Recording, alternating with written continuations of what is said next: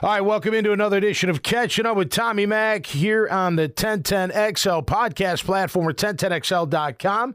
And, of course, on the 1010XL app, brought to you by my good friends at Team Tommy Mac, a group of businesses that I personally endorse. Not just here on the show, on social media, out in the streets, wherever I'm at, always bringing it together for Team Tommy Mac. Great to have them on board. Lots to get into today.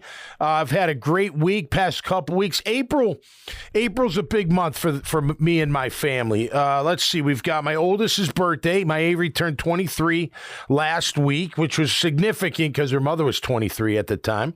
Yesterday was my 24th wedding anniversary, which was fantastic. We had a great time. Actually went out Saturday night as well. Out at the corner, had some dinner down there, and then had lunch yesterday. My mother's birthday's Thursday. She'll be 93. 93. I know. It's unbelievable.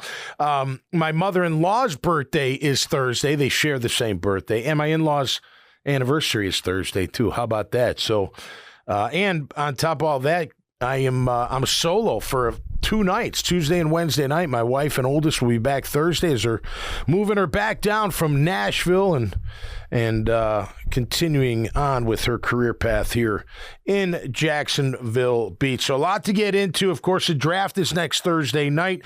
We'll talk about that. We'll talk about some rumors going on. We'll talk about something I put out on social media because I want to get into it. We'll look around the NFL, a couple cool things I found. We'll talk about Devontae Smith's real deal real quick. Talk about what D'Amico Ryans has said recently, which I absolutely love. And then we're going to go through, and I prefaced it with Graham, which I'll introduce in a second. I didn't tell him exactly what I did, but I went through Trevor's year last year because all I keep hearing is injury. So we're just going to go through the year, how he played before injuries, after injuries, etc. I don't know. I found it pretty fascinating and something worth talking about. Before we get into that, let's welcome in my esteemed producer, Grammage. Hi, Grammage. Good morning, sir. Happy Tuesday. Happy Tuesday. Suck it up Tuesday, right? Get back to work. You had a great time up in Nashville, huh? Indeed. I was in Nashville all weekend. Nice. One of my best friends in the world is a buddy I met in high school. Got married this weekend. I was a groomsman in the wedding. Nice. So very nice. I actually went to high school with the bride and the groom. No kidding. High school sweethearts. High school sweethearts. Good. Oh yeah. So very nice to see that still exists out there in the world. Yeah, saw man. a ton of old faces I hadn't seen in a while. So good catching up with a bunch of people. Parents were up there as well because they knew them very well in high school also. So nice. Had a big time up there. It was 3 straight nights of open bars. Whoa. So, oh yeah. All right. It's tough to complain about 3 straight nights of open bars in Nashville. Yeah, no doubt. It's hard to have a bad Nashville's weekend fun. when that's the situation. We spent a week up there last summer when we moved our Avery in up there. Now she's moving back. My wife actually flew up there this morning, up at 4:15, baby. And she took off on a Southwest flight, already landed, already in Nashville, and already picked up. And they're going to have a couple nights of fun and then driving down on Thursday, which will be then a week from the draft. Look, we'll get into what I said we'll get into. I do want to take a look around the National Football League just really quick because it does stand out to me. So the Eagles extend Devontae Smith, right? And I see the rhetoric out there on Twitterland and other social media. Oh, the Eagles do it right. They get ahead of it. They know what they're doing, yada, yada, yada. Well, this guy's a superstar. Like, he's a big time. He set records as a rookie. Set another record last year. He big in big games, was huge in the playoffs. No brainer. Like, that's a no freaking brainer. You would extend Devontae Smith. Who would you do that with the Jags? Right? Who? Like, you wouldn't have done that with Josh Allen. Josh Allen wasn't that at all prior to last year, right? Just like, you got to keep it in perspective from time to time. Devontae Smith has been a phenomenal player for the Philadelphia Eagles, without a doubt. And he's just going to continue to rise. He got a nice deal, 3-year extension. They exercised his 5th-year option and then gave him a 3-year extension, $51 million in guaranteed money, $75 million overall. So about $25 million a year for a young, up-and-coming, already superstar wide receiver in the league. I don't think there's a single player on this roster, on the Jaguars roster, that's currently on a rookie deal. Yep. Where it's like, okay, saying like you're saying, like, no questions asked. Yep. you reset the market with them when their contract. There's a contingent of fans that would disagree on Trevor Lawrence. I think they should extend him now.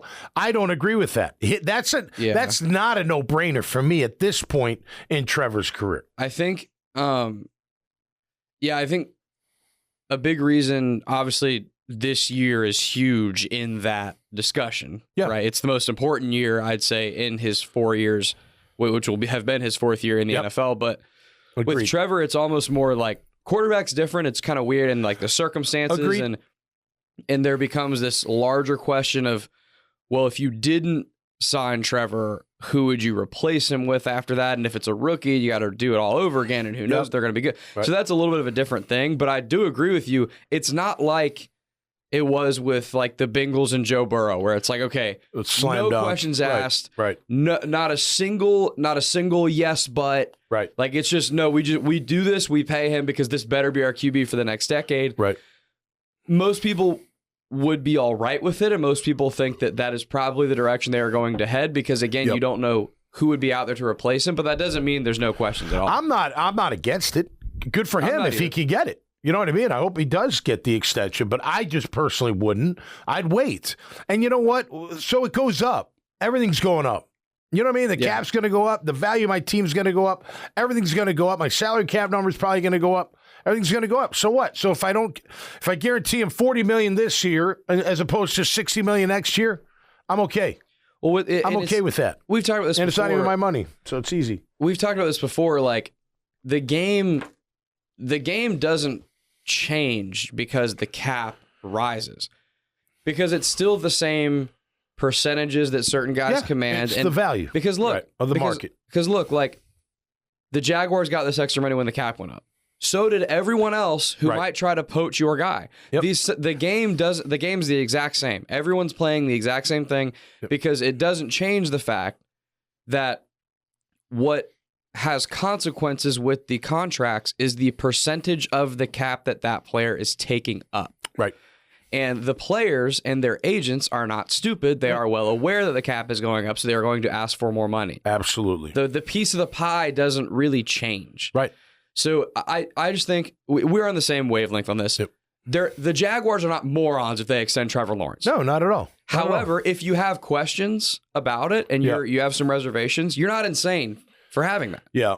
Well, no, not at all. Not at all. I wouldn't think I'm insane at all for questioning, because I see the way he's played, and it's some of it's fair discourse right now. Yeah, some of it's been good, some of it's not been good. We're going to go through that, but congrats to Devontae Smith. Hey man, that's big time, and for Philly, yeah, it's great to keep the ones you draft, and they turn out to be great players, and there's no questions asked. Those are slam dunks.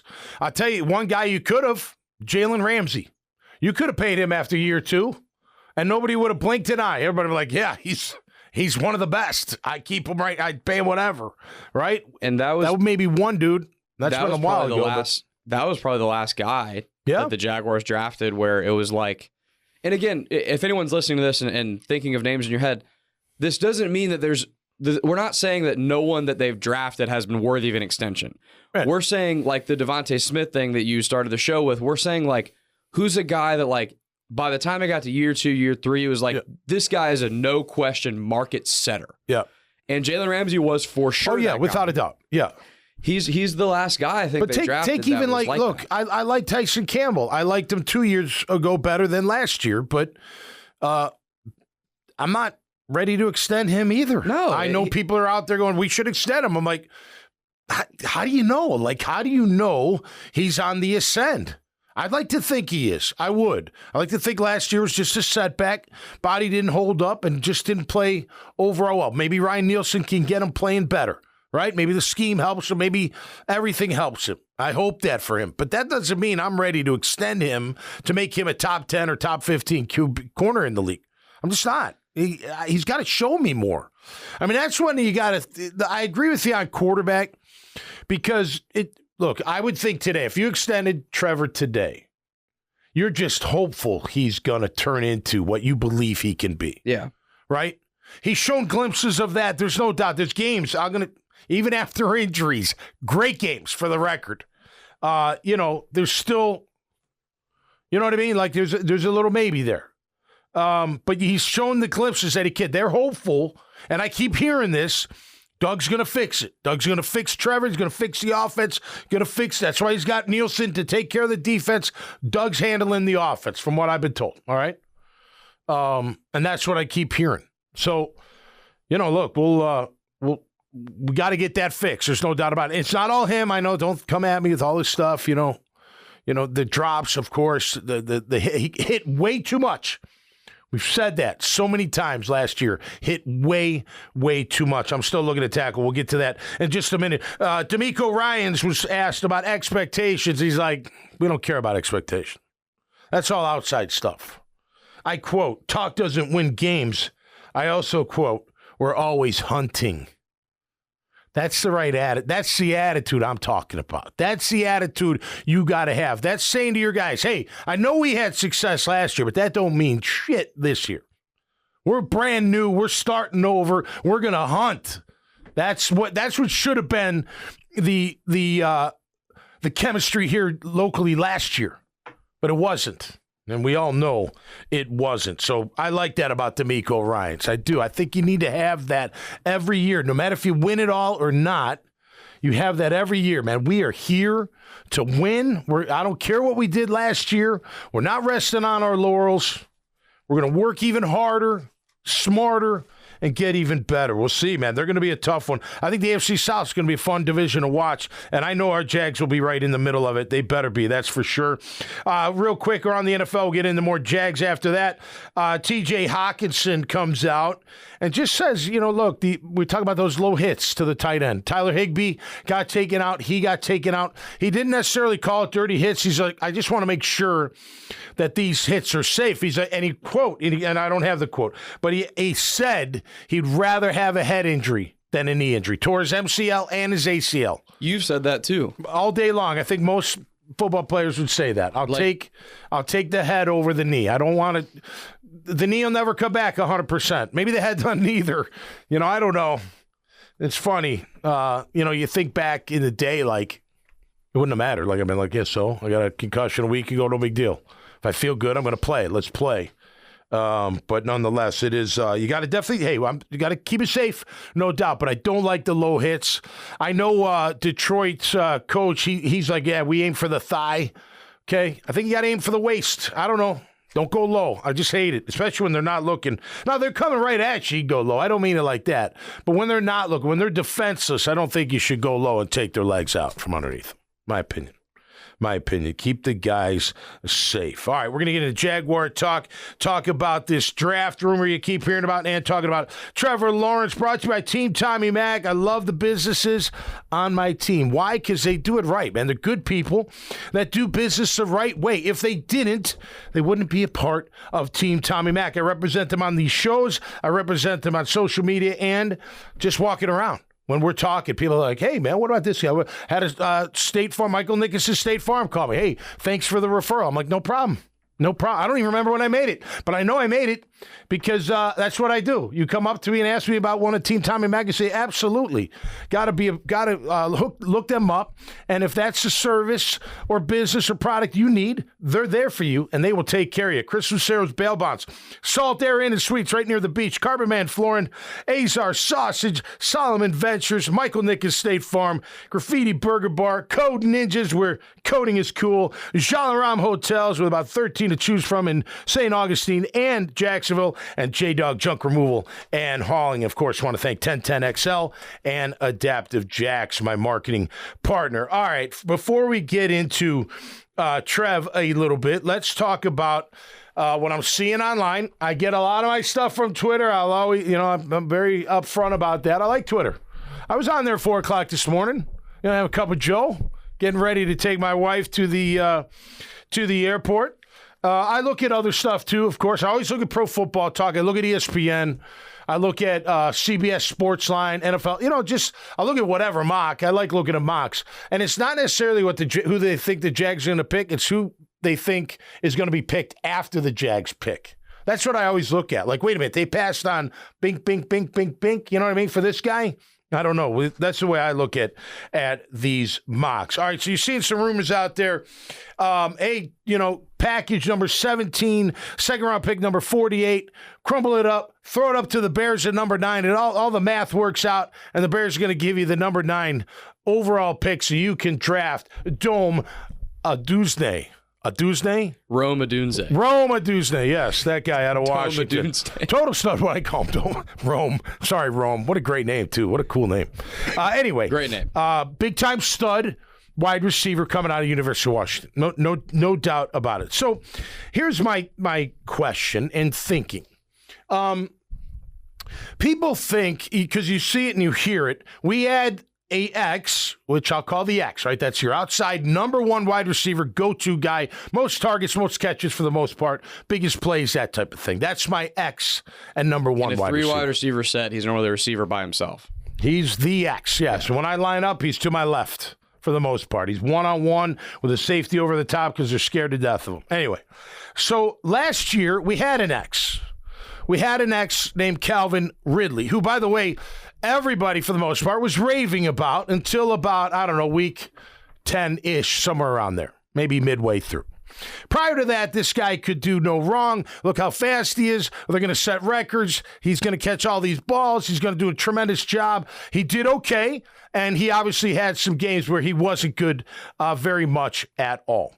So I'm sitting there going, well, why do you think a guy like Rome or whoever is just going to come in and save the day for this offense who did not perform well through the course of the season last year? They struggled. They were good for a little bit, and then they struggled, yada, yada. We know the story.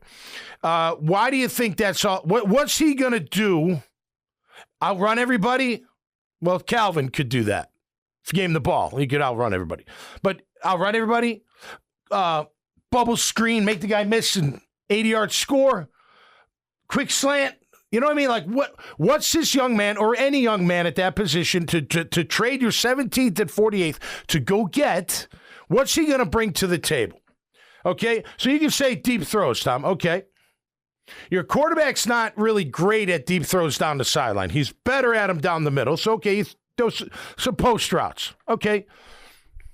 7-step drop or shotgun with maybe a 3-step drop. Right? How much time you got to throw that ball?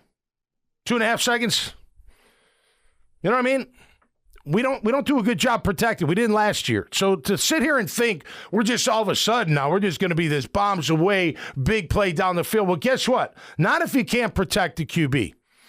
And you're going into, at least at this time of the year, you're going into with the same left tackle, with the same potential backup, same right guard, all of a sudden, they all got better. I know they all got better. The center came and made the guards better, what have you. Whatever.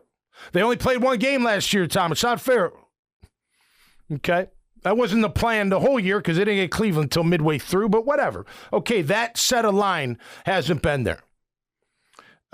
Cam's gone after this year regardless. Right? He's gone. They're not going to re-sign him, most likely. He should be gone before this year. Little may be gone after this year. And all of you say, well, we got Little. Well, guess what? If Little was the man, he would have been the man a long time ago. He would have been your left tackle probably 2 years ago, and Cam probably wouldn't even be here if he was the guy that you all think that he is. The man is not a backup swing tackle. No. So, and he's not going to be here. My most prized possession is who? 16. Number 16. In 2022, did he have a number 1 speedy down the field X like I just described? No. But he had a great year. Hell of a year. Offensive line was great. Running game was great. And he was overall great once he got it together and went on that run. Right? Is that fair to say? Mm-hmm. Okay. So I'm not giving up 17 and 48 to go get anybody. Unless if it like a total stud left tackle, maybe pass rusher that I got to have, but you don't got to have that. But a left tackle, maybe. Maybe. I don't know if I'm giving up 17 to 48 because I think you're going to get somebody at 17 that's going to be really good. There's like 5 of them that you're going to have a shot at or that are going to be in that. Forget Alt. Now I saw yesterday Fautanu maybe jumping alt, that would blow up the whole thing. Fuaga's moving up. I mean, could be challenging. Now, if you stay at 17 and, Thomas is there, the wide receiver from LSU, okay. I'm okay with that corner. One of the top corners sitting there. But to me, both those tackles I mentioned that are on the team currently are gone after this year, so you're going to have to address the situation. You got to get another young tackle. You got one in Anton, who we love. He could play left if you need him to. They said it themselves. But you got to invest in this offensive line, in my opinion. I think Trevor right now has enough weapons to be successful. What he doesn't have is enough protection to be able to get the ball to those weapons, in my opinion. So I would invest, because no matter who, and now granted, time out. If they go wide out, and then in 48, they get a starting tackle, a right tackle, they can move in, okay. I don't care how you get. It doesn't have to be a first-round tackle for me. But if you'd pass on a tackle and get a tackle later, he better be better than Walker Little when you drafted him in the second round. He hasn't turned out to be the man after all this time. Does that make sense? In my opinion, it does. To me, it's all about protection and giving Trevor that confidence back.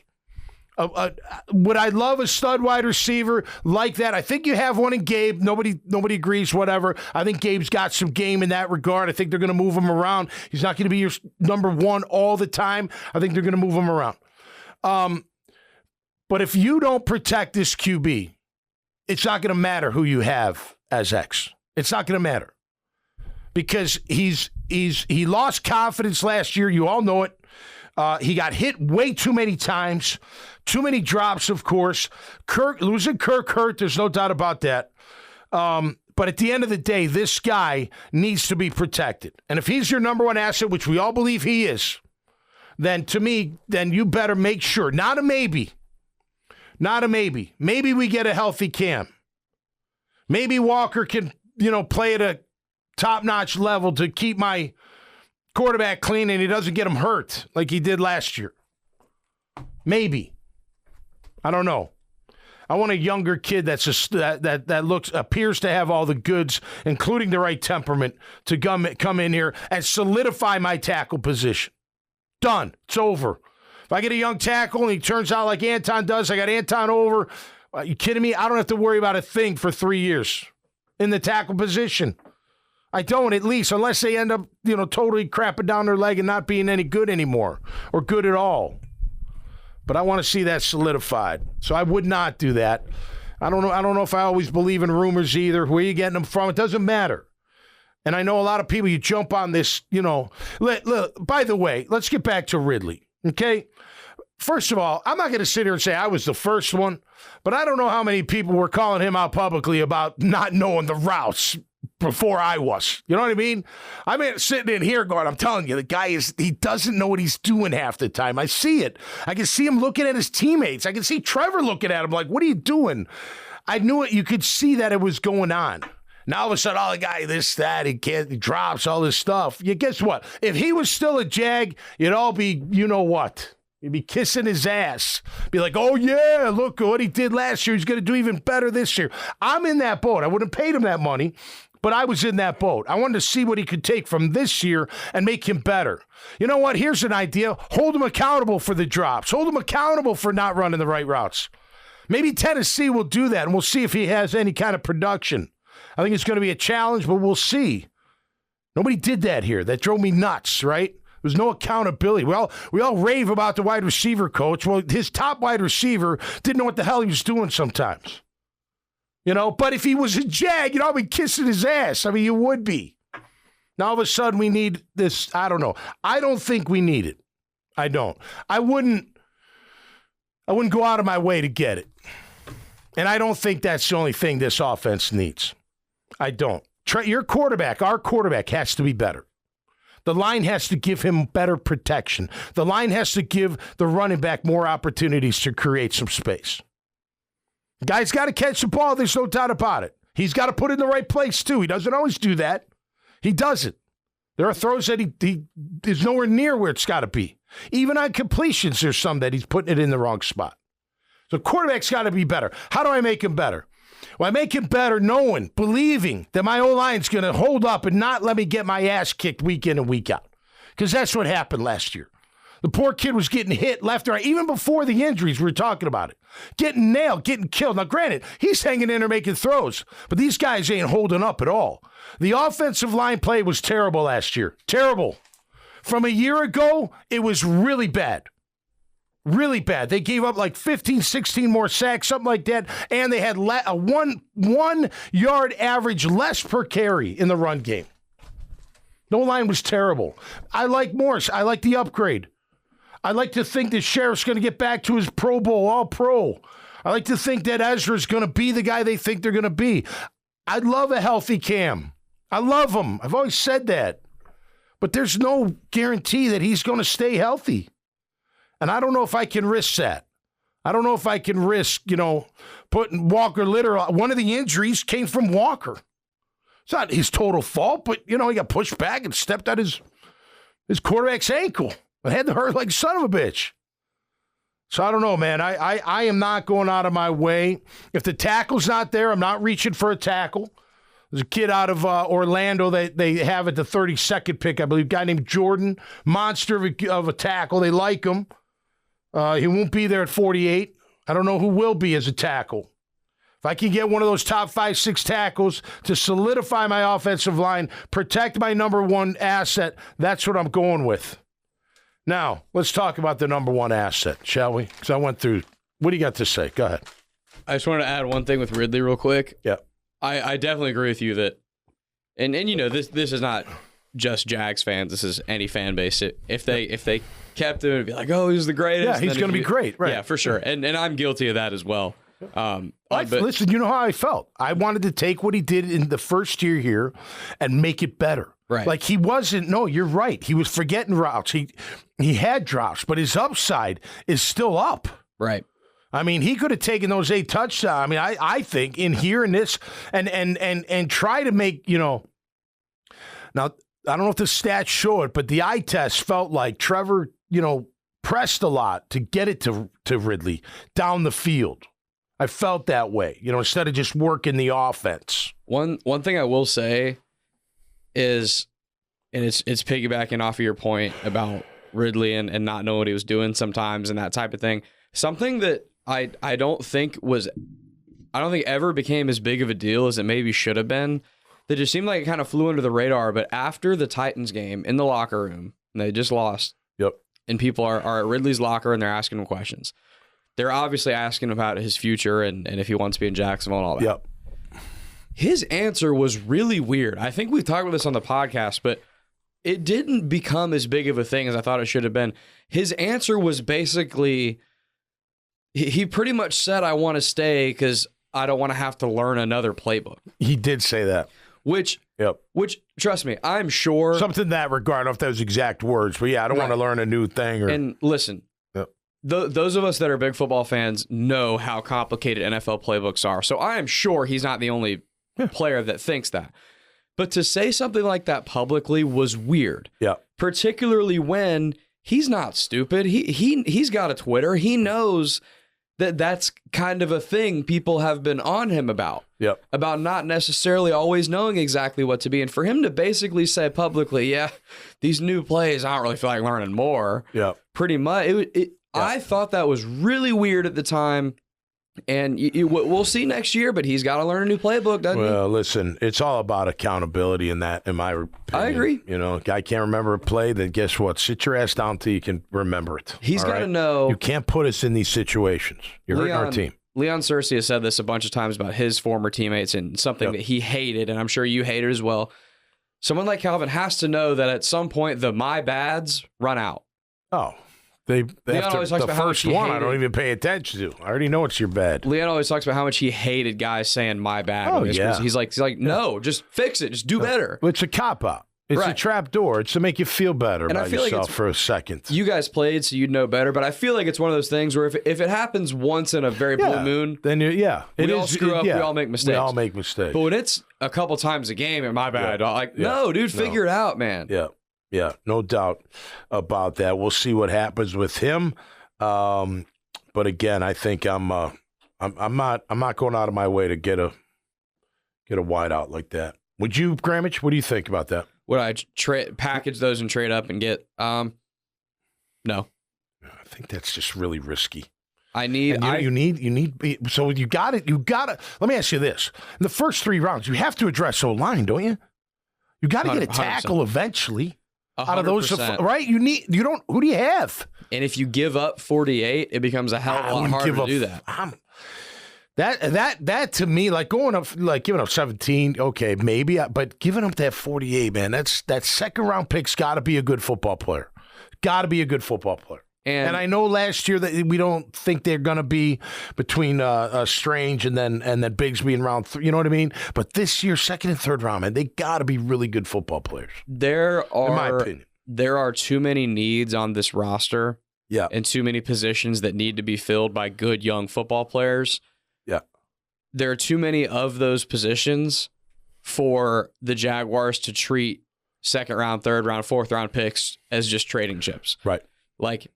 They need picks in those rounds that become good players. Yeah. Like if they do take, just like you said earlier, if they do take, Brian Thomas or whoever at 17, okay, in my opinion, and I think you are definitely in agreement on this, 48 almost has to be an offensive lineman at that point. Almost has to be. Yeah. Corner, I guess. I can see corner too. But you know what I'm saying? Like we all know, we've all been talking about this for months. We all know the 4 to 5 positions that you almost can't let this draft be over without coming away with pieces from. And offensive line is a huge... I think you and I are bigger on needing an offensive line than a lot of people are. 2022, Trevor played a lot better than 2023. And he was a lot better protected. And he didn't have this number one guy that he had to get the ball. I mean, he didn't. The great players. They were great. Zay was great. Ingram was great. Kirk was great. Marvin Jones Jr. was great when they needed him. But there was no clear number one, even though they lined somebody up out there. There wasn't an X on this team. And I know, but he was protected a ton better.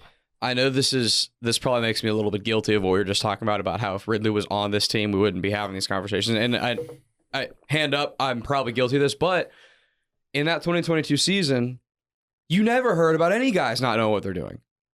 Good point. You never heard about Zay Jones not know what the routes are, Christian Kirk not know where to be, No. Defense had a couple breakdowns, right? Right. They did in coverage and that kind of, but not on the offense. It did the same. Yeah, you didn't hear that. You never heard about weapons doing the wrong things. Right. And you know this, especially on offense. Things are designed where everything has to build on something else. Right. If Ridley's screwing up, remember we've talked about it 100 times in training camp when Ridley and Kirk almost ran and killed each other. Hurt. Yeah, they almost both got hurt. And it was very obvious. It was Ridley that did the wrong thing. Yeah, and he did it throughout the year, too. Christian Kirk's like the most dependable receiver in football. Right. He didn't run the right route. He didn't run the wrong route, Kirk. Right. Yeah. That never happens. And by the way, again, that happened in training camp. We were standing right there when it happened. We thought that Kirk got hurt. Because they ended up in the same spot. The ball was a little high, and he went up for it. He got kind of undercut, and we're like, what are you doing? And thank goodness he didn't get hurt. But now think about that. That happened early in training camp. It also happened towards the end of the year. Yeah. You know what I mean? Where's the accountability? You want to put it all on Calvin? Look, you're fans. You can do whatever you want. I'm not telling you how to fan. I'm just saying, where's that? Why? That should never happen.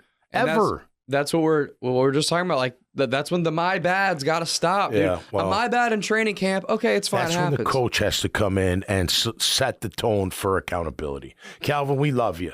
We brought you here for a reason. But if you can't remember the damn plays, I can't keep you out there. Yeah, simple as that. You want to make big money? Well, learn the damn plays.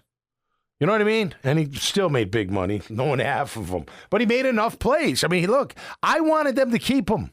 I did. I thought, look, what he did after being out for a year and a half is pretty damn good, right? No, it wasn't great, and I would hold his ass accountable for all these mistakes he made. But he also gave you 1,000 yards. He also gave you 8 touchdowns. That's not just, anybody does that. That's a good, and I thought you could take that, bottle that up, make it better. Now we're talking 1,300 with 12. I don't know. That was my thinking, but we'll see what happens come draft. All right, let's go through Trevor's year last year because, look, injuries play a part in everything. I know they do. I do think the Kirk injury hurt, but I want to go through it just because I was sitting there this morning. I was like, everyone keeps talking about, Trevor's year last year due to injuries. I'm like, I got to look at when he got hurt, how he's playing before, how he's playing after the different injuries. Okay, so we're going to go through that. I started with we'll go week 1 to week 17. It's really game 1 to game 17. I didn't include the bye week, and he didn't play against Carolina. So keep that in mind. So, all right, let's just start. Before the knee injury, knee injury was week 6 against Indy. You right? Yeah. Yes. Here at home. Late at the end of the game. Rolling out. Yep. They're doing a little bootleg. Okay. So that game, prior to that, I'll get to that game. Week 1, he was good against Indy. They won 31-10, I think, or 13. He wasn't great, but he was good. He was sacked. I recorded the sacks. So I just wanted to kind of see what kind of pressure. But he was good. He had a good opening day. It wasn't perfect, but it was solid. It was a solid opening day. Week 2 against the Chiefs, he was bad. Everybody was bad. They got harassed, 4 sacks. It was he got hit on every damn snap. That was a bad outing. Next week against Houston at home, he was okay. He made a couple bad mistakes, of course, but overall, not too bad. 1 touchdown, 1 pick, 0 sacks for the record, and he was 27 of 40. So he was okay. He did make that bad interception throw on that one drive towards, I think it was fourth quarter, third quarter. But overall, he was okay. All right, against Atlanta in London, very efficient. Had a nice, solid game, right? Nothing going to blow the doors off, but nice, solid game. Against Buffalo, by the way, 0 sacks against Atlanta. Against Buffalo, very good. He had a great day. To his credit, who was also amazing that day was Ridley. Ridley was amazing that day. You're right. He had a couple touchdowns that day, didn't he? Yeah. Some nice bomb. But he suffered 5 sacks that game. Trevor did. Under duress. Doing pretty good. I wonder if he was feeling any kind of pain after that one. Week 6, October 15th, he gets hurt against Indy prior to the injury. 20 of 30, 66.7% completion, 2 touchdowns, 1 pick, 3 sacks, including the one he got hurt on. So he was doing okay. He was having a decent outing that day too, right? So overall, prior to the knee, Buffalo was very good. Atlanta was good. I got to give him that. Indy was good. Chiefs wasn't good. Houston was okay. Okay? Fair. So he's B plus. Yeah. He's off to a good year. He's off to a good solid year. B plus. We'll give him the B plus. Okay. Week 7, after the knee against the Saints. Very good. His running especially. One of his best games of the year. Yeah, he had one of his best games of the year. He had a very good, that's 4 or 5 days after the knee injury, right? Because they played on Thursday night. Yep. So he had a really good outing. The next week at Pitt, he was pretty good. He was pretty good. He did get sacked 3 times, but 9.1 yards per attempt. That means he had a little time to throw it, and he was completing balls down the field. 1 touchdown, 1 pick. The pick was really bad. Yeah, it was bad. Double coverage in the red zone. Yeah, that was bad. The pick was really bad. Yeah. Maybe his worst pick of the year. Yeah, that awareness. So I'm going to get to the awareness in a minute. All right. So maybe it's not pretty good. It's okay. I'd still say B. Did they lose that game? The Steelers game? Yeah. No, they won. They won that game. Okay. Remember Etienne had that big touchdown catch? Oh, that's right. That's right. Seal it. That's the right. weather was awful. That's right. In I do Pittsburgh. remember. Yeah. Okay, so I'm gonna give him pretty good. Okay, that's week 8. 2 weeks after the injury, 2 games after the knee injury. San Fran, terrible. Everybody was terrible. 5 sacks, harassed all day, 58.6% completion. Next week, Tennessee played very well. Probably his best game of the year statistically. One of the best, without a doubt. Cincy, to me, he really balled Cincy, I thought. Cincy was pretty good. But we'll get to that in just a second. Tennessee played really well. 24-32, 2 touchdowns, 0 picks, 1 sack. At Houston, very good. Had a really good game against Houston. They won that in overtime. 0 sacks that day. Great job. I remember talking about the O-line that day. That was a really good job. He had a 9.6 yards per attempt, 1 touchdown, 1 pick. He had a great game. That's game number 11. Game 12, Cincy, where he hurts his ankles. To me, one of his best outings of the year. I thought he really dueled. Now, granted, the defense sucked that night. You did. You cost the game. You were terrible. You let Jake Browning beat you. He went up and down the field on you. You didn't even lay a hand on him at all. Your quarterback really balled that night. In front of a national TV audience, he was really good. And that's the ankle injury, which took him out. Was that a fourth quarter injury? Yeah. Yeah. So, but he had one of his best games going in. 2 touchdowns, 0 picks, 8.9 yards per attempt, 22 of 29, and 2 sacks. Pretty damn good. Cleveland, not good. Or average. I gave him average. 3 touchdowns, 3 picks, 4 sacks, 56%. The ankle could have been bothering him that game. It was his planned ankle.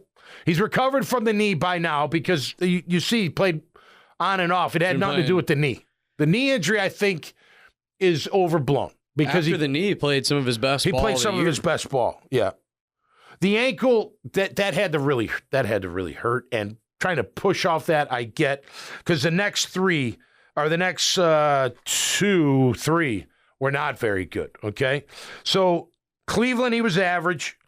Baltimore, he was not good. Now, part of Baltimore, and he gets a head injury later in the game. Part of Baltimore, though, was what? The awareness. He was terrible before the first half. The fumbles was terrible. So he wasn't very good. Is that due to the ankle? The head came after. Later in the, you know what I mean? Like, I think we throw this injury thing up there like, oh, he had some injuries. But that didn't, again, the knee, I'm wiping out the knee. I'm sure it hurt, but it didn't affect his play. The ankle, I'll give you. I think the ankle affected his play. But Baltimore was more the awareness. I think he was getting hit. Look, again, towards the end of the year, I don't think he had any trust in his offensive front. I really don't. He could do the one read, get it off, but other than that, he wasn't going to number 2. We kept telling him, Trevor ball, take off and run. He did a little bit. But I do think, man, that, the Baltimore game, whatever. Then the head injury came. He plays the next week against Bucks. Not good at all. That was his worst game of the year in my opinion. Yeah, that was really bad. Now, he gets hurt that game, right? The shoulder reaching out for the first down. Was that fourth quarter? He's trying his ass off. The kid does try his ass off, right? It was later in the game. Kind of had a nasty kind of like fall into the sideline when he reached for it. Yeah, he was trying to get the first down. Yeah, kind of landed like there. Yep. But he wasn't having a good day. Is that due to the ankle? I don't know. Maybe the past 3 games that I mentioned, right? Cleveland, Baltimore, and Tampa. The ankle affected him. That's fair. I think that's fair. And by the way, it's worth mentioning, in my opinion, at this point, multiple offensive linemen were hurt. Linemen were hurt. Kirk's gone. Yeah. I mean, Ezra's in and out of the lineup at this point. Yep. Cam is in and out of the lineup at this point. Yep. Fortner is starting to really, really play poorly. Yeah, Sheriff wasn't playing good. I don't know. All the stats say he played great. I don't know. My eye test. They kept it mostly together until like this point in the year, and things started crumbling real bad up front. Carolina, he didn't play, right, because of the shoulder. And Tennessee, if I read you his stats, you're going to be like, really? Like, I thought he was worse. Yeah. He sailed some. I know he did. 29 of 43, 280, 6.5 yards per attempt, 2 touchdowns, 2 picks, 0 sacks. From what I recall, weren't the I know one of them for sure. I'm trying to remember what the other one was. One of the picks was really bad. It was. I think it was to Calvin. He was trying to throw it to Calvin on like a hit, like on a hitch, and he sailed him really bad and threw it right to a corner. Yeah, I'm trying. Sometimes they blur all together. It's crazy. And I heard, but if I remember that last game. Now, granted, we didn't stop him. We couldn't stop him. We just couldn't stop him. Couldn't do anything. Derrick Henry was vintage Derrick Henry. Yeah, he crushed us again. Yeah. So again, all right. When I go through that list, we go through that list of games, right? How many? I mean, I'll give you the 3 to the ankle. The Bucs game, was the head a factor? If it was, he shouldn't have been playing. Agreed. He should not have played against Tampa, in my opinion. Fair enough. I think it's easy in a lot of the other games where he played poorly and 2020 hindsight. Oh, he shouldn't play. Blah, blah, blah. That was the only game of the year where he did play where I thought he really shouldn't be out there. Yeah. In my opinion. The head had just happened. Yeah, it did. It happened the week before. Fresh, yeah. Like mostly fresh. And the ankle was affecting him. I agree with you that I think by that point in the year, the knee, we could stop adding to the equation. The knee did not affect his play, at least from a statistical standpoint. And it had been performance standpoint. It had been like 2 week months. 6. Yeah. But I think the ankle and definitely affected him. And the head against the Bucks. Yep. I think it would have been hindsight. I think they would have sat him in that game. That might have been the only game though where he would have sat another time around if they did it again. Right. And I think I'm telling you, they looked at that and they looked at him playing through all his injuries, and that's why Mac Jones is a Jaguar. Well, yeah, but I don't know. I think part of that is true because you need someone that you obviously they're not comfortable in Beathard. Not confident in Beathard. To play like multiple games at a time, They're not. I agree. They don't make this move if they were, right? I agree with they're you. not confident. Yep. So part of it is, what if this happens again? I don't know. Get a better left tackle and it doesn't hurt his ankle. You know what I mean? So let me ask you this. Let's go back in time right before the week of the Bucs game, the Bucs game, that he had just had the head thing. Right. After the Ravens game. Yeah. Say that instead of Beathard, Mac Jones was the backup. Do you think Trevor would have sat that game and they would have played Mac? Yeah. I think so too. Yeah. But I don't know why they didn't have Beathard feel more comfortable with him. I don't think he was terrible. Agree. He's not Trevor, but he wasn't terrible. He didn't get protection either. That's the thing. And by the way, here's something to chew on. Like, Tennessee wasn't a bad outing. If our defense had played better, we probably would have won that game. 100% they win that game. We would have won that game. And then who knows how he does in the playoffs? I'm talking Trevor. Maybe it does come back on. So, I don't know. Look, the thing the most concerning to me about last year was a few things. Third down sucked for our offense all year long. They had maybe a couple games where they were good. Other than that, they were terrible. Our defense was really good on third down, but our offense never capitalized on our defense being good on third down. They kept giving the ball back. They were at like 30, I want to say 5, 4, 6%. It's terrible percentage for your offense to be that bad on third down. The turnovers, fumbles included, especially in the red zone, killed this offense. Just killed it. The turnovers from my quarterback at 21 out of 30 killed the offense. The interceptions you can live with. 21-14 is not terrible. Like 21 touchdowns and 14 picks. It's not. If you didn't have the fumbles and the lack of the awareness that you saw last year, I wouldn't be that concerned. You know what I mean? Some of the interceptions, like we mentioned, like he threw it in a spot. You're like, Trev, how do you not see that guy? You got to see him. And I'm not a quarterback, but you got to be able to see these. You know what I mean? You can't be so tunnel vision. You see your wide. He's open for a minute. Well, wait a minute. You didn't see the back safety or the nickel undercutting or whatever the case may be, or the corner. The awareness. We talked about Baltimore. I'm sorry to cut you off. Before the head injury, Baltimore was terrible.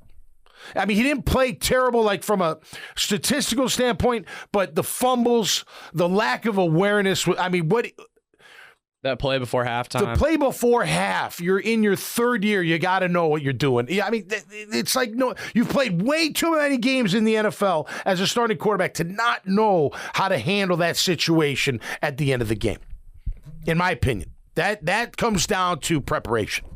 That comes down to knowing what you're doing, and you didn't. You panicked on that. The fumble, you had a couple fumbles that game, but the one you just kind of like, here, hot potato. I got money on this game. Take it to the house. I'm just kidding. But I'm kidding. Those are the things that concern you. People get all upset about, anybody questioning Trevor. Well, those are legitimate questions. He's got all the physical tools you want. Like, I was just talking to my buddy up in Chicago about Caleb. I said, Caleb Williams got all the physical tools that you need, and then some. But that don't mean shit. It doesn't. It doesn't mean that you're a generational football player. It just means you got a generational arm, maybe, generational, skills and athleticism, generational, zip on your ball. Okay. But that doesn't mean that it always translates into great football. I think it means you have a generational ceiling. Yeah. Like you have the tools within you that cannot be coached. You have to be born with to become a generational, one of the all-time greats type of player. But to your point, there are a lot of other factors, and it doesn't guarantee that you are going to hit those things. I wonder, now it wasn't publicized, but when the Chiefs looked at Mahomes, remember, he was a 10th pick. He wasn't like the top pick. Yeah. If you knew that what he was going to be, you kidding me? People go crazy for this guy. But the way he could whip it, you had to have seen that he had special skill with that arm. You had to. He had to have plays in college where he's rolling left and he doesn't have to set his feet. You know what else is like? Caleb Williams is like that. Trevor's like that.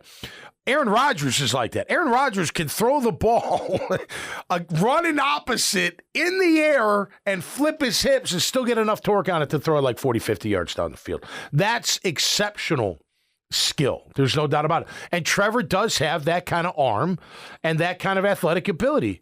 And maybe he learns the awareness. Maybe he does. Maybe he does. Maybe Doug fixes that. We got to be able to go to pass the number one read. You got to. You got to simplify. Give him time. He didn't have I don't remember him having a problem a year before. Although, the first reads helped him a lot because it got him into a rhythm. Right? It wasn't like, wait, let's see if somebody gets open, throw it, get clobbered. No, it's throw the ball out, hit him. Good. First down. Throw the ball out. Completion. Good. Let's keep moving. You know what I mean? Those types of things. They got him into a rhythm more. And I think you got to do that for him, moving forward. And I think in terms of how it looks statistically, you can have more bad the more good you have. Does that make sense what I'm saying? Yeah. Like, I know you said 21 to 14 is not bad. It's not bad, but I think he needs to be better. If you're going to have 21, then in my 30 opinion, and 20 is not bad, right? 30 and 20? If you threw 30 touchdowns and threw 20 picks. That's a lot of picks. All right, 40 and 20. I mean, the greats are 2-1 for the record. They're not greater than 2-1. Yeah. Favre is 2-1. He threw half as many interceptions as he did touchdowns. But and just like game to game as well, I feel like if you're like Josh Allen, okay? Yep. Josh Allen makes a lot of mistakes. He throws a lot of picks. Right. But his top end is like one of the most explosive players in the NFL. Right. Does that make sense? Joe Burrow. I agree. I think Joe Burrow is not in that same explosive tier as like Josh is. Yep. But Joe Burrow plays a lot cleaner football. When you start making the mistakes, so people are questioning Josh Allen right now. 100%. Oh, 100%. They're questioning. 100%. They know he's got the arm. He's got everything. All the good he's got. But the bad has crept up in his game, and now they question whether he is that guy. When the Jags were at their peak this year, when they were in that little run where they were atop the AFC and things were going really well, and Trevor had strung some really good games together, there was a lot of national discourse that Trevor Lawrence may have passed Josh Allen as a better quarterback in the league. Absolutely. And then it obviously fell on its face a month later. But again, to the point, I think what's making Mahomes an all-time great is that he has all the explosive stuff and doesn't have a lot of negative plays. He's got the awareness. The awareness is key.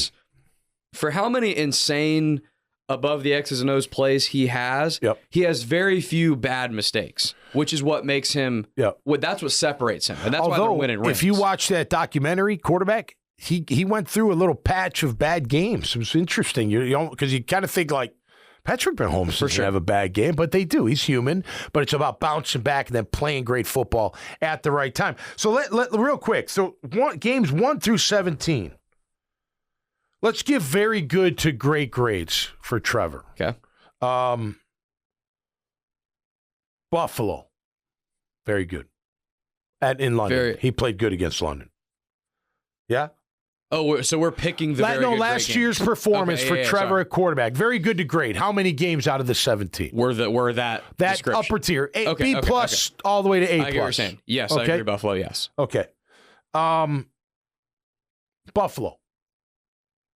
We just said Buffalo. Yeah. We say yes to Buffalo. Sorry. Okay, perfect. Let's see. Saints. Yes. Yep.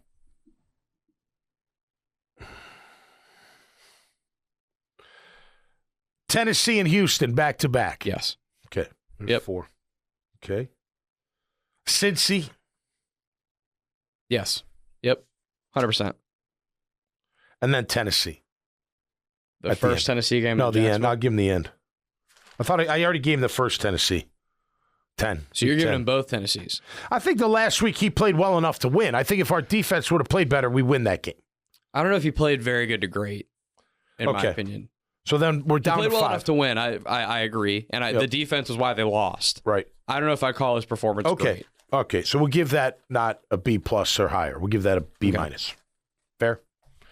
So that's 5 games out of 16 that he played that were very good to great. That's got to be like 12. I agree. You want to be the man? And you can give me everything you want to give me? The knee injury, forget the knee. The ankle came in week 12. So he had 12, 13, 14, 15, missed 16, and 17. 5 games where he had to deal with some stuff. But his last game, I think he played well enough to win. And I don't think Cleveland was absolutely terrible. There was some good, there was some bad. But I got to imagine with the low, I mean, those 3 games, he was in his 50s completion percent. Cleveland had arguably the best defense in the league. I mean, we couldn't. And you couldn't keep him clean. I mean, 5 sacks against Buffalo gave up. And remember, there were 4 sacks, 5 sacks against San Fran, 3 sacks against Pitt. I mean, it's like, come on, 4 sacks against the Chiefs. I mean, and that's just the sacks. That's not the harassment. Remember the Browns game? 3 sacks. Remember the Browns game? They had to move Ezra to tackle, and he had never played tackle before. Yeah. And Myles Garrett was like, "You're doing good for your first time." Yeah, you're not a bad tackle. Yeah.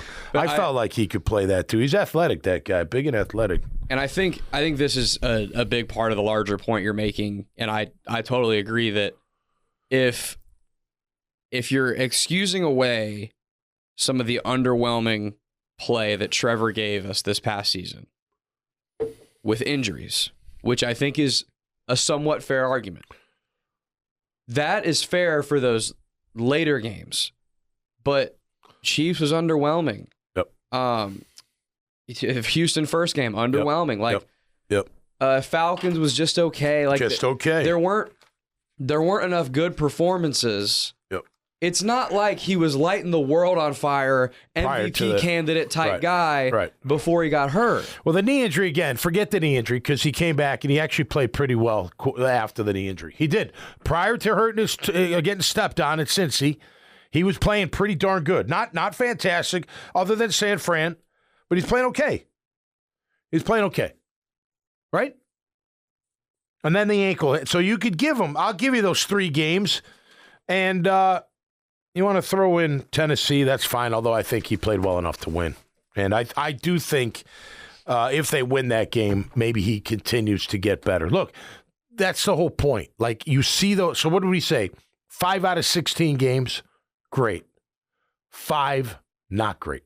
Due to injury, 4. Give you 4? Fair? Right?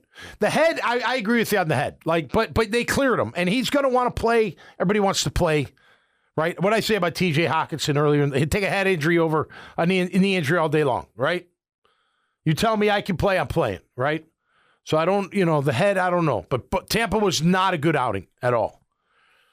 So Tampa was, in my opinion, his worst game of the year. Yeah, it was terrible. Well, they get beat 30-0. Besides San Fran, which was a little bit different, I think San Fran was more the whole team. Yeah. In Tampa, I mean, the whole team played poorly, but Trevor himself was really bad. Really bad decisions, really bad mistakes. I thought San Fran was more the whole team just got dominated. Yeah. With Tampa, it was some of his decisions were. Remember Devin By then, White? he had lost confidence. He was done with the guy. I think San Fran shell-shocked them. They weren't ready for that. I agree. They didn't think it was going to be like that, but then it started, and they're like, oh, good. These guys are unbelievable. Remember in the Bucs game, it was in the first half, Devin White, like, completely baited Trevor with that interception. Yeah. Yep, I do. And he didn't have a good year. He got benched during the year, that guy. Right. A guy that got benched is sitting here and totally fooling our franchise guy. Yeah. You know? So that was rough. And I'm telling you, that's the one game, and again, I know hindsight's easy, and it's easy to say they should have sat him this game, this game. That's the one game where I will remain strong. They should have sat him that game. Yeah. Yeah. Well, they didn't. And, if you're out there, that's why I like the Devon Hamilton. I don't look. You cleared him the last 5 weeks. I don't want to hear that. Foley Fatukasi, same thing. I don't want to hear that. Then don't play him if he's not good enough to play. Well, he had then don't play him. Bring in your backups, and if they're not good enough, then find better backups. It's crazy. Foley Fatukasi was the same thing. That he'd play a decent amount, he'd do nothing, and it was like, well, he's still hurt. Right. Then why are you playing him? Dude? Right. If he's hurt and can't perform, then what's I just saw one of our D linemen got picked up. Blackson got picked up. Angelo Blackson? Yeah, he had some plays. Yeah, I think the Raiders may have grabbed him. I saw that come across. He was the guy that was like Mr. Fumble Recovery, right? Yeah. He'd recover all the him and Ledbetter, they were all right. Mm-hmm. I mean, Ledbetter's back, so, he's got some juice. They've got good depth pieces on that line, and now with Armstead, I really believe when Josh Allen was saying, like, this can be the best D-line of football. I don't know about the best D-line of football, but maybe top 5 easily. I'd love to see another D lineman come. Like another big boy in the middle? Yeah, just more domination. I mean, you got to have it up front. I'd rather see O-line. I think D-line's okay, good enough, right? Let's see what happens, but I want that O-line, man. If Armstead can be, I'm not saying necessarily be him, but if he can be like Calais type of dude, just getting in the backfield, wrecking the interior line, man, they're going to be really, really good up front. You can't double both of them when they're lined up next to each other. Then you throw in Trayvon? You can't double both of them. So someone's going to be free, and Armstead can rush from the inside. And with Josh talking about the whole Nielsen thing and playing some inside, that I like that because that's going to be a matchup disaster. And that means Trayvon's going to be moved inside too. That's what I was about to say. That's got to mean Trayvon's. That's why they need another rusher too. I see this kid. Have you seen this kid Nealon in the second round? He's a defensive lineman from. He had an unbelievable last game. Like, he's defensive lineman like from Central or Western Michigan. Supposed to be a total stud. Nice. They got him at second round. I like total studs. Yeah, I'd be. Yeah. Me too. What's the key to the draft? Draft the total studs. Yeah, that fits. That fits sure. The the whole mindset and everything. Again, I thought they had enough talent last year. I think it's all attitude, and hopefully that all changes. You know what? I hope Doug's reading what DeMeco Ryan says, because that's what I want my head coach saying too. We're hunting continuously. As far as everything else, man, look, I mean, I'm looking forward to seeing what they do. First round is going to be just one pick. We'll look through the entire draft. We'll get ready for mini camps and OTAs and all that stuff. It's going to be a great, great time. I've hit reset.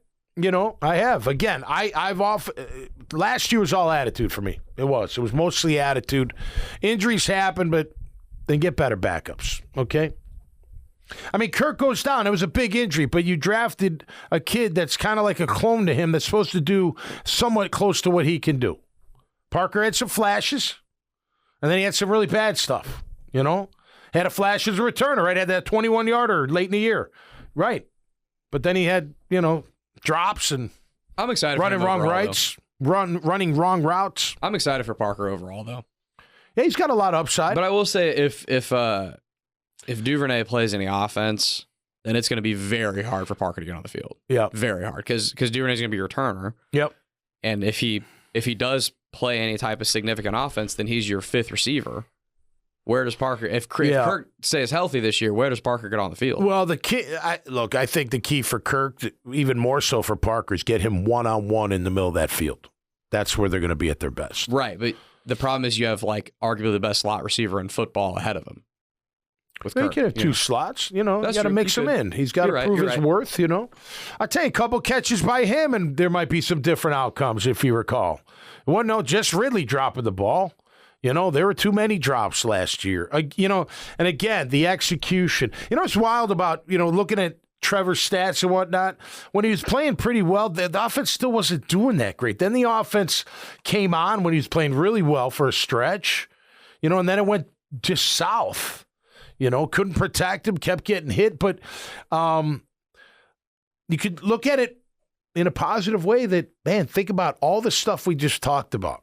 Now, granted, collapse, no doubt, but all the stuff we talked about. And they still ended up 9-8. You know, I don't like the way they went 9-8 because they were really good, like 8-3. You know what I mean? They end up 9-8. That's crap. But you could take all that we talked about today and beyond and be like, well, still a winning season. I'm reset. I'm ready. I just hope they got the right attitude, man, and they get their head out of their ass and their head out of the clouds. And remember, you got to always, it's not always be closing. It's always be hunting. And then you close. All right, that'll do it for us. Take those words of wisdom, Grammage, with you as you enter into more adulthood. I thought it was always be celebrating. Yeah, exactly. All right, that'll do it for us this time around. Thanks again to all you checking it out online, of course, here on the Facebook Live, on 1010XL's platform. Love being a part of it. Thanks to Team Tommy Mac. Thanks to all of you. Thanks to Grammage. And we will see you next time. Let's see. Thursday, the horse's mouth. Friday, I'm doing double duty Friday, Grammage. I'm doing Jaguars today and then helmets and heels. And Saturday night, Dad Bots at Iggy's Bar and Grill out on the patio at 7 o'clock. Hopefully you can join us out there this Saturday night at 4/20, April the 20th. And, of course, we'll be back here in the studios for catching up with Tommy Mac podcast on Friday when I'll probably have to do it in the morning, Grammage, all right? Can we do that Friday morning? All right, we'll do it Friday morning. Until next time, stay safe, be cool out there. We'll see you right here. Catch it up with Tommy Mac. Peace.